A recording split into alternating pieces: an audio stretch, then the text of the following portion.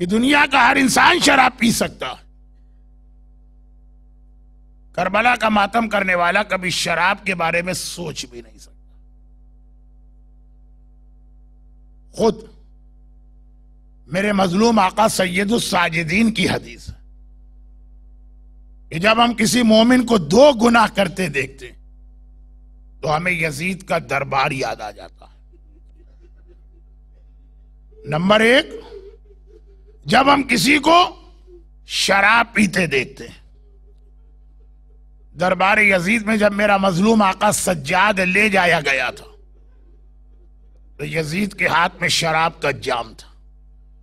اور جب ہم کسی کو گیمبلنگ کے اندر انوالو دیکھتے ہیں، جب دربار یزید میں سید الساجدین کو لے جایا گیا تھا، یزید اس وقت جوئے کے اندر مشغول تھا. اے ہمارے چاہنے والوں، جو حدیث کا آخری جملہ، یہ 2 گناہ کبھی نہ کرنا. اگرچہ سجاد دنیا کی ہر بات بھول سکتا، یہ محاورتاً کہہ رہا ہوں ورنہ وہ امام معصوم، مگر کبھی بھی شام کا منظر نہیں بھول سکتا. جیسا ابھی آپ نے انگریزی اسپیچ میں سنا، سجاد نے کربلا کربلا کربلا نہیں کہا، الشام الشام الشام کا. اور شام کا وہ کتنا مشکل وقت تھا جب پتا چلا کہ محمد کی نواسیاں ایک کونے میں کھڑی کر دی گئی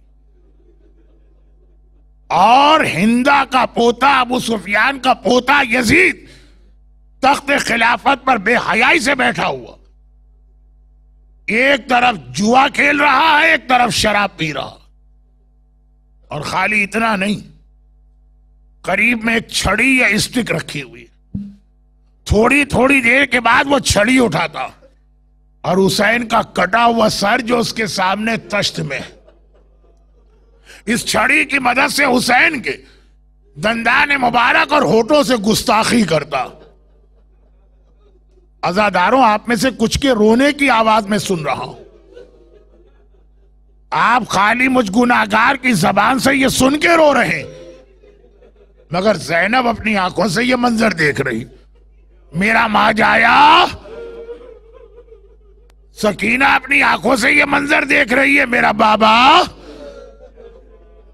سید الساجدین اپنی آنکھوں سے یہ منظر دیکھ رہا، ظالم کے ہاتھ میں چھڑی ہے اور میرے معصوم بابا کے ہونٹوں اور دانتوں سے گستاخی کی جا رہی. ایک عجیب بات یہ ہے کہ یہ بھی میں نے کتابوں میں پڑھا، اتنی دیر تک زینب کھڑی رہی کہ زینب کے گھٹنے دکھنے لگے. اچھا، پورے مسلمانوں میں پورا دربار بھرا ہوا ہے، چند نان مسلم ایمبیسیڈر کو چھوڑ کر سارا دربار مسلمانوں کا ہے. ایک غیرت مند مسلمان ایسا نظر نہ آیا جو کھڑے ہو کر کہتا کہ اے محمد کی نواسی، تم خود بھی ضعیفہ ہو، تمہارے ساتھ چھوٹے بچے ہیں، تم بیٹھ جاؤ، ہم اپنی جگہ سے کھڑے ہو جاتے ہیں. بھائی زیادہ سے زیادہ یہ ہوتا کہ یزید کی سپاہی اس بات پہ عمل نہ ہونے دیتے، مگر کوئی مسلمان کا جملہ تو ملتا. سارے بے غیرت مسلمان اپنی اپنی کرسیوں پہ آرام سے بیٹھے ہیں، محمد کی نواسی اپنے ساتھ چھوٹے چھوٹے بچوں کو لے کے اتنی دیر کھڑی رہی کہ زینب کے گھٹنے دکھنے لگے. چاروں طرف دیکھا، ایک بار کٹے ہوئے سروں کے درمیان عباس کا سر نظر آ گیا. بڑی حسرت کے ساتھ زینب نے کہا، عباس تو نہ رہا تو آج یہ وقت آ گیا کہ تیری بہنیں اس طرح دربار میں لے جا کے کھڑی کی گئی.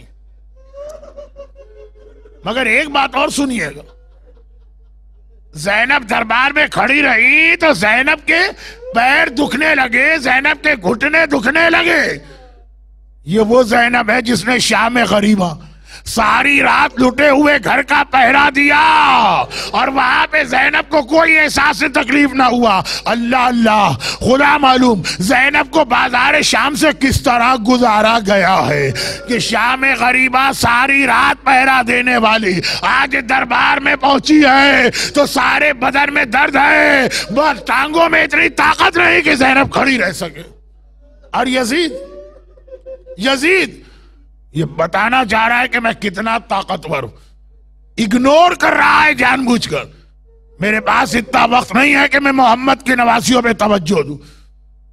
لیکن وہاں بھی پھر ایک بچی تھی جس کی مظلومیت یزید کو اپنی جانب متوجہ کرتی ہے.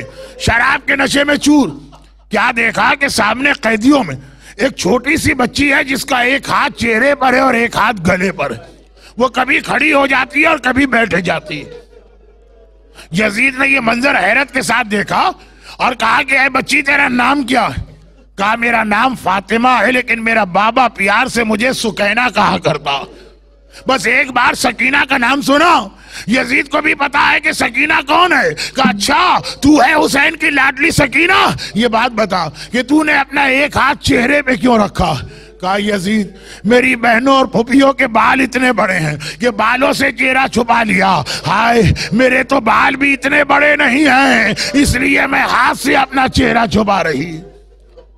اللہ اللہ، حسین کا ماتم کرنے والیوں، 3.5 سال کی سکینہ جس پر پردہ واجب تو واجب سنت بھی نہیں ہے، مگر اتنا احساس ہے کہ بال نہ صحیح تو چہرے سے چہرے کو چھپایا. یزید کہتا ہے اتنا بتا دے ایک ہاتھ گلے پر کیوں ہے، کبھی کھڑی کیوں ہوتی ہے کبھی بیٹھتی کیوں ہے؟ کہا یزید تیرے سپاہیوں نے ایک رسی میں سارے گھرانے کے گلے باندھ دیے ہیں. جب میں کھڑی ہوتی ہوں میرا گلا گھٹنے لگتا ہے، میں بیٹھ جاتی ہوں میرے بھیا سجاد کا گلا گھٹنا لگتا ہے.